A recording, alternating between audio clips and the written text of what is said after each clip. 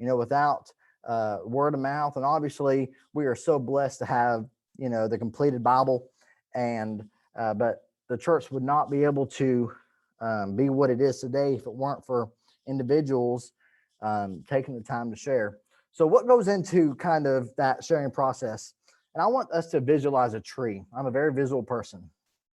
But before we get to this beautiful, elaborate tree, I want us to think about the seed that it all begins with. And obviously, the context is now a baptized believer. So I want that seed to be the personal conviction and baptism. We were convicted, okay, I am a sinful person in need of a savior, and there's nothing that I can do about that, only God. And so, through what he has done, through our act in obedience, we're baptized for the remission of sins. And so it all begins with that little seed. Well, then over time, and maybe not very much longer after that baptism, the roots begin to spread. And that root ought to be the motivation, because now, okay, we've been cleansed from our sin. That thing that separates us from God, hey, that's taken care of. So we're motivated. We want people to know. We want people to know what God has done for us and what he can do for them. And so that root needs to be the motivation.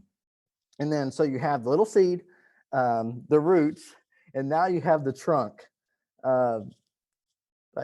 This may sound really cheesy, but that trunk needs to be intentional. Through that motivation, we're just going to have to be intentional. You get me talking about motorcycles, motocross, what's happening in the X Games and stuff like that. Oh, I can tell you all about that. And I'll gain so much excitement. I'll talk faster. My voice will go higher. I'll sound really weird by the end of that conversation because I'm excited about that. Same way with people who have grandkids. They're always prepared to show pictures. And so, if we're truly excited about something, it's naturally going to come out in our conversations. And that's where that being intentional happens. But that being intentional won't happen until, and it goes back to what we said earlier, if we haven't convinced ourselves that the spiritual is better, it's not going to come out. Right. And so that trunk needs to be intentional. And then you have the branches. Don't get it confused with the roots, but the branches, that is the potential Bible studies. Okay, we're intentional, and they say yes. Okay, just like my friend in the beginning story, he said yes. Great. Now, what's going to happen? Stay tuned for more. No, but you have those branches. Sometimes they'll say no. Sometimes unfortunately, sometimes we'll start Bible studies and then life will happen and you never get to finish too. That's also, unfortunately, a real thing. And so, but you have those branches, and then the fruit that, so you have the branches, and then either the leaves or the fruit that is produced off that branch is that conversion. That is what brings forth that tree. An apple tree is not an apple tree without apples. And so, so that's kind of how I visualize, at least for me personally, the process. And without that personal conviction, people use excuses. Well, I don't know enough. I didn't go to school for that. You did, so it's all on you. Or you're the minister. That's your job. No, sister, sorry. It's a command for all of us. And so, that's you don't get off the hook for that. But if you've been baptized yourself, you know enough because someone studied with you as well.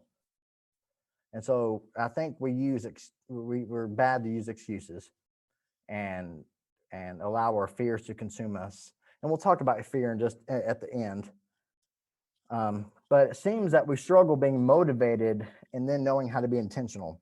Because after that on fire moment, when we're baptized, and that may last a couple of days, a couple of weeks, a couple of months, once that motivation or that fire kind of levels out, knowing how to be intentional, I think, is so important. Because, my youth group knows I'm awkward. I'm not awkward. I challenge the status quo, I guess. That's it. And so, like, when I'm using the bathroom, for example, in a public place, I'll strike up a conversation. Apparently, you're not supposed to do that. But hey, I mean, we're out there. And I know they're not going to be going anywhere for any time soon. So drop them while you can, I guess. But, being intentional is important. And it's just a matter of opening up your mouth. And if we take more time to see what God has done for us, to embrace what God has done for us, then our natural response to that should just flow out of us. But we're too busy as people, and we don't take time to stop and appreciate the things and try to see God in the little things as well as the big things.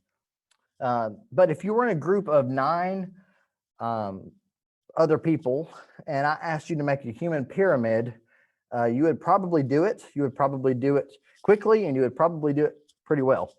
Why is that? It's because it's something you're familiar with. You know what a human pyramid is supposed to look like. They're fun. There's energy in those.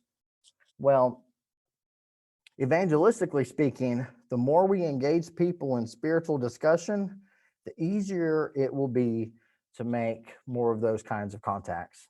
It's just, you got to start. We can talk about strategies, but and obviously I know personality type also varies, but in the end, you're just going to have to open your mouth. And at least for us, and it may be a little harder for you, given where you live, Titus, but like down here, we're in the Bible Belt. People know about God.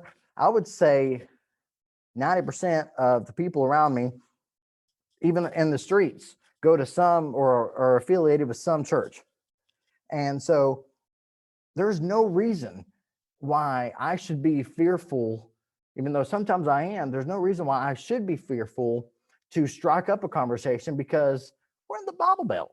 I mean, it's not expected, but it's accepted. Right. And so because it's so accepted, we need to do a better job. I need to do a better job of taking that to heart. So I think we're at the point where it would be good if I brought back that beginning story. So like I said, there's this guy, and he agreed to have Bible studies. And so we're having Bible studies. And one of my professors at Fred Hardman that I went to, Kevin Moore, love him to death. We use, and I use every Bible study I have, these personal Bible study sheets. I love them to death. They're so practical.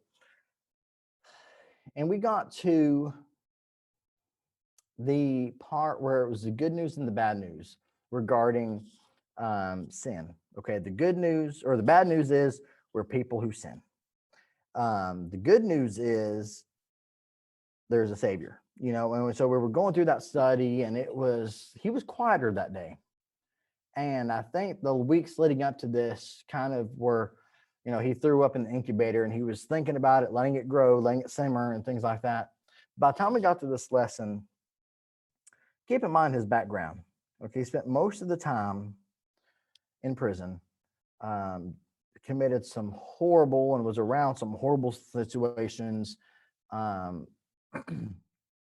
And he was affiliated with the Southern Baptist Church.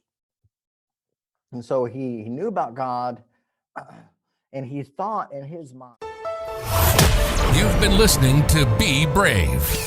The world right now is a crazy place, and sharing the love of God is the most important thing we can do right now. We hope you've enjoyed the show. Make sure to like, rate, and review. And we'll be back soon. But in the meantime, hit up gobebrave.org. Remember, the love of God is the most powerful force in the universe. Learn how to love like Jesus. See you next time.